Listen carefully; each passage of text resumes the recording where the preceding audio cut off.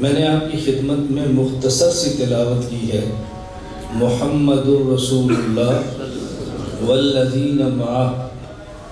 محمد یہ پیغمبر کی ذات ہے، رسول پیغمبر کی بات ہے، والذین معہ پیغمبر کی جماعت ہے۔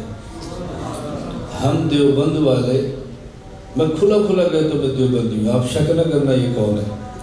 ہمارا قصور ہے کہ آپ نے سمجھایا نہیں دیوبند کیا ہے۔ آپ سمجھائیں، لوگ تڑپتے ہیں، عاشق ہوتے ہیں دیوبند کے اوپر، چونکہ ہم سمجھاتے نہیں ہیں نا تو پھر ڈرتے ہیں، بھی سمجھا دیا تو کیا ہوگا۔ میں تقریر کرتا ہوں، پھر میرے بعد میں دیکھتا ہوں ناراض کون ہوتا ہے۔ دیوبند کو سنے تو صحیح نا۔ محمد پیغمبر کی ذات ہے، رسول پیغمبر کی بات ہے، والذین معہ پیغمبر کی جماعت ہے۔ آپ نے بیان سمجھنا بھی ہے اور یاد بھی کرنا ہے، صلی اللہ علیہ وسلم۔ ہمارا دیوبند کا عقیدہ ہے پیغمبر کی ذات بھی اعلیٰ، پیغمبر کی بات بھی اعلیٰ، پیغمبر کی جماعت بھی اعلیٰ۔ ہمارا دیوبند کا عقیدہ ہے پیغمبر کی ذات بھی جنتی، پیغمبر کی بات بھی جنتی، پیغمبر کی جماعت بھی جنتی۔ ہم دیوبند والے پیغمبر کی ذات کو بھی ایمان سمجھتے ہیں، پیغمبر کی بات کو بھی ایمان سمجھتے ہیں، اور پیغمبر کی جماعت کو بھی ایمان سمجھتے ہیں۔ محمد پیغمبر کی ذات، رسول پیغمبر کی بات، والذین معہ پیغمبر کی، بولو پیغمبر کی جماعت، صلی اللہ علیہ وسلم۔ جب ہم کہتے ہیں جماعت پیغمبر تو اس کا معنی صرف صحابہ نہیں ہے۔ جماعت پیغمبر کا معنی پیغمبر کے اصحاب، پیغمبر کی ازواج اور پیغمبر کی اولاد۔ جماعت صحابہ بھی از پیغمبر کی جماعت اور اہل بیت بھی پیغمبر کی جماعت، جو ان دونوں میں فرق کرے اس کا ایمان سے کیا تعلق ہے۔ صحابہ بھی ہمارے، اہل بیت بھی ہمارے، صحابہ بھی ہمارے، اہل بیت بھی، ہم کسی ایک کو چھوڑ نہیں سکتے۔ ہم نے جن کو مانا ہے پیغمبر کی وجہ سے مانا ہے۔ اللہ ہمیں یہ بات سمجھنے کی توفیق عطا فرمائے۔ پیغمبر کی ذات کے بارے میں ہمارا عقیدہ ہے کہ معصوم ہے۔ پیغمبر کی ذات کے بارے میں ہمارا عقیدہ ہے کہ پیغمبر، بولو، معصوم ہے۔ اور پیغمبر کی جماعت کا ہر فرد، نمبر 1 وہ مومن ہے، نمبر 2 وہ حجت ہے، نمبر 3 وہ معیار ہے، نمبر 4 ایک لفظ آپ یاد رکھنا، نمبر 1 مومن، نمبر 2 حجت، نمبر 3 معیار، نمبر 4 عادل، نمبر 5 محفوظ، اور جب کسی مسئلے پر جمع ہو جائیں تو نبی کی طرح معصوم۔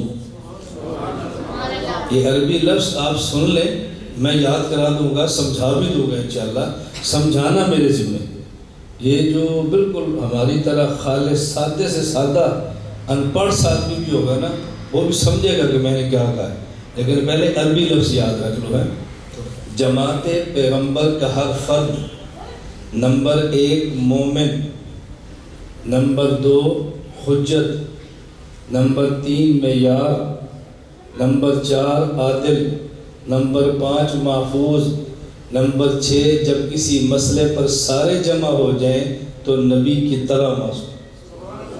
نمبر 1 مومن، توجہ رکھنا، مومن کا معنی یہ ہے کہ جماعت پیغمبر میں سے ہر فرد کامل ایمان والا ہے، کامل ایمان والا ہے، اور ان کا ایمان اتنا کامل، اتنا کامل، اتنا کامل تھا کہ اللہ نے ہمیں فرمایا فَإِنْ آمَنُوا بِمِثْلِ مَا آمَنْتُمْ بِهِ فَقَدِ اهْتَدَوْا، اگر تمہارا ایمان ان جیسا ہوگا تو میں قبول کروں گا، اور اگر نہ قبول بھی کروں۔ ان کا ایسا کامل ایمان تھا، کامل ایمان۔ نمبر 1 مومن، یعنی جماعت پیغمبر میں سے ہر فرد کامل ایمان والا، صحیح عقیدے والا، نمبر 2 حجت۔ نمبر 2 حجت کا معنی جس طرح کسی مسئلے میں دلیل کے طور پہ قرآن پیش کر سکتے ہیں، دلیل کے طور پہ حدیث پیش کر سکتے ہیں، اسی طرح دلیل کے طور پہ صحابی اور اہل بیت کو بھی پیش کر سکتے ہیں۔ یہ بات ہمیشہ یاد رکھنا، ہمیشہ۔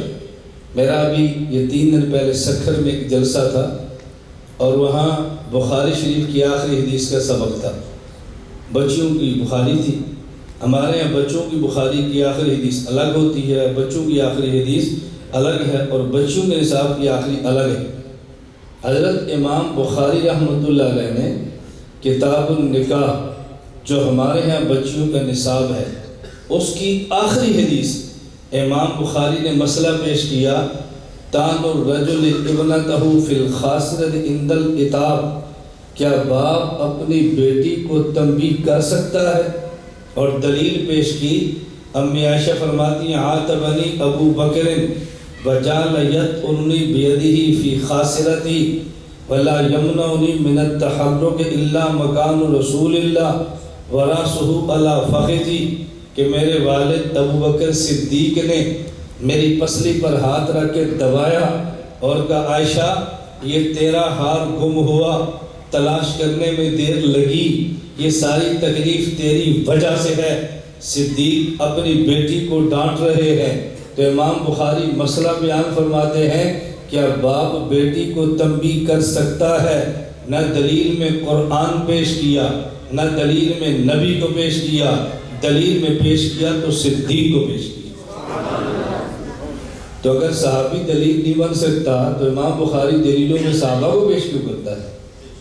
جس کا بخاری سے تعلق ہے نا، اس کا وہی عقیدہ جو میں بتا رہا ہوں، اس کا وہی عقیدہ جو میں بتا رہا ہوں۔ دلیل میں قرآن بھی ہے، دلیل میں حدیث بھی ہے، اور دلیل میں صحابی بھی ہے، دلیل میں اہل بیت بھی ہے۔ یہ ہمیشہ یاد رکھنا، ہمارا عقیدہ ہے اللہ کے نبی وفات کے بعد اپنی قبر میں زندہ، ہمارا عقیدہ اپنی قبر میں زندہ۔ حضرت ابو بکر صدیق رضی اللہ تعالی عنہ انتقال کا وقت آیا، حضرت ابو بکر صدیق نے وصیت فرمائی کہ جب میں فوت ہو جاؤں مجھے غسل دینا، مجھے کفن دینا، میرا جنازہ پڑھنا، میری میت کو چارپائی پہ رکھ لینا، اور پھر حضور پاک کے حجرہ عائشہ کے باہر رکھ دینا، اور حضور سے اجازت مانگنا، اجازت ملے تو اندر دفن کرنا، اجازت نہ ملے تو اندر دفن نہ کرنا۔ صدیق اکبر کو غسل دیا گیا، کفن دیا گیا، جنازہ پڑھا گیا۔ لما حملت جنازۃ الی باب قبر النبی، تفسیر کبیر، رسول اللہ صلی اللہ علیہ وسلم کی قبر کے باہر صدیق اکبر کی چارپائی کو رکھ دیا گیا۔ صحابہ نے کہا السلام علیک یا رسول اللہ، اذا ابو بکر بالباب، حضور صدیق ہے دروازے پر، کیا حکم ہے؟ تالا کھلا، قبر سے آواز ہے ادخل الحبیب الی الحبیب۔ صدیق کو صحابہ نے دفن کر دیا۔ تو ابو بکر صدیق رضی اللہ تعالیٰ عنہ صحابی ہیں۔ میں کہہ رہا تھا اہل بیت یا صحابہ یہ حجت ان کو دلیل کے طور پہ پیش کر سکتے ہیں۔ دیکھو ہم جو تراویح پڑھتے ہیں نا، تراویح کتنی پڑھتے ہیں؟ سلام کتنی رکعت کے بعد؟ 2۔ اچھا، اور وقفہ کتنی رکعت کے بعد؟ 4۔ اسے کہتے ہیں ترویہ، وقفہ، اور اس کے بعد پھر وتر۔ اب بات سمجھنا، تراویح 20، ہر 2 کے بعد سلام، ہر 4 کے بعد وقفہ، اور آخر میں وتر۔ اگر کوئی آپ سے پوچھے دلیل کیا ہے، توجہ رکھنا، کتاب کا نام ہے مسند الامام زید، اور راوی کون ہے؟ حضرت زید بن علی بن حسین بن علی، سارے اہل بیت۔ دیکھو ہم اہل بیت کو کیسے مانتے ہیں؟ کوئی ایک راوی بھی نہیں جو اہل بیت کا نہ ہو۔ حضرت علی کے بیٹے کا نام حسین، حضرت حسین کے بیٹے کا نام علی، پھر علی کے بیٹے کا نام زید۔ ان کی کتاب ہے جس کا نام ہے مسند الامام زید۔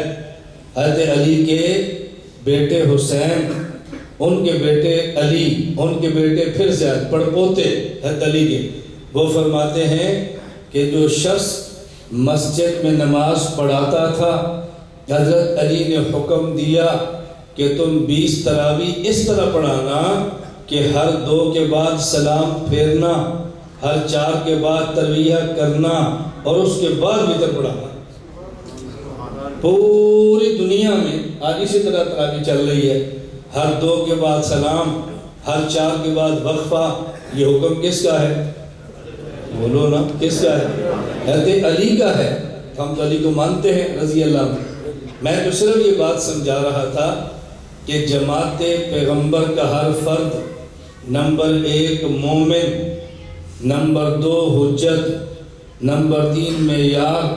معیار کا معنی ہم نے نیک عمل وہ کرنا ہے جو صحابہ یا اہل بیت نے کیا، اور اگر ہم سے گناہ ہو گیا تو توبہ ایسے کرنی ہے جیسے انہوں نے کی ہے۔ یہ ہے معنی معیار کا۔ نمبر 4 محفوظ۔